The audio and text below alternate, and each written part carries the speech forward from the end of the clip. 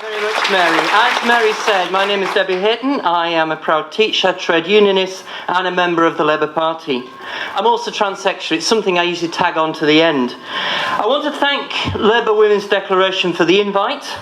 Along with many others of both sexes, I signed your declaration.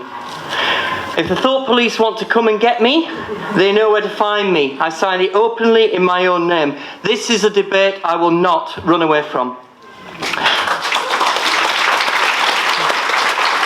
I have three things to say this evening. First of all, that not all trans people think alike. And that includes trans people within the Labour Party itself.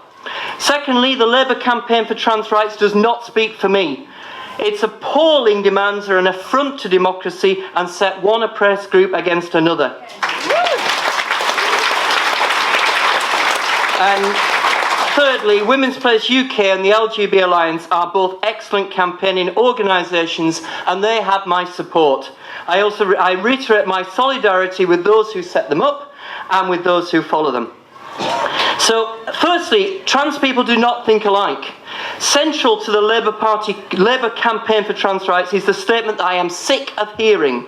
It's out there. Trans women are women, trans men are men. It's simply not true. As I tell people, trans women are male. It's the sole qualifying criteria to be a trans woman. Women are female. I'm talking here about biological sex. This is material reality on which socialism is founded, for goodness sake. Male is not female, and therefore trans women are not women. What could be simpler? If others take a different view, then we need to have a debate, not shut down that discussion with the imposition of some quasi-religious dogma.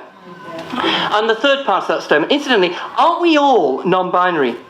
The problem with that transgender ideology, as espoused by that dreadful campaign, is not liberating, it's restrictive.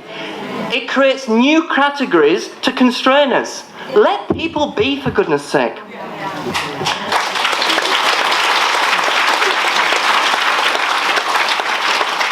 And that's, again, I'm criticising the campaign. It also further demands that we accept there is no material conflict between trans rights and women's rights.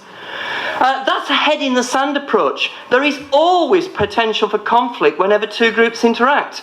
And we need to resolve that conflict, not deny its very existence. Secondly, the campaign does not speak for me.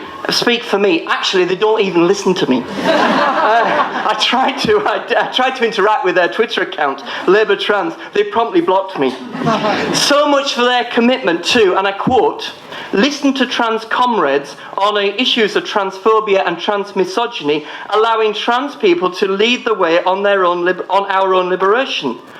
But sadly, this is not a campaign to support my rights for equal treatment in employment, housing, the provision of goods and services, nor is it primarily a demand for a properly resourced National Health Service that could meet the needs of everybody, including trans people.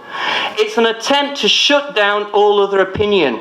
It's authoritarian, it's undemocratic. How dare the authors of that pledge demand that trans comrades are listened to when they themselves do not listen to trans comrades.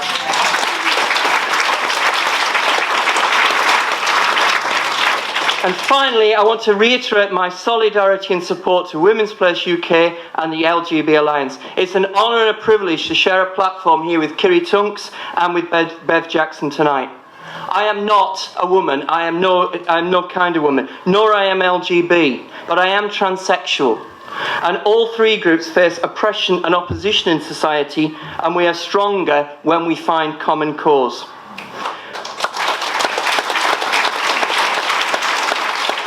And finally, I'm shocked and appalled that leading members of the Labour Party, including members of Parliament and contenders for leadership, chose to sign these pledges. Did they agree with them? Did they not think? Or were they bullied into it? Either way, lots of us here and elsewhere face condemnation simply for standing up for the rights of women, LGBT people and transsexuals. It's an appalling state of affairs that I protest and condemn. And I say to Rebecca Long-Bailey, Lisa Nandy and the rest, defend us or expel us. Thank you.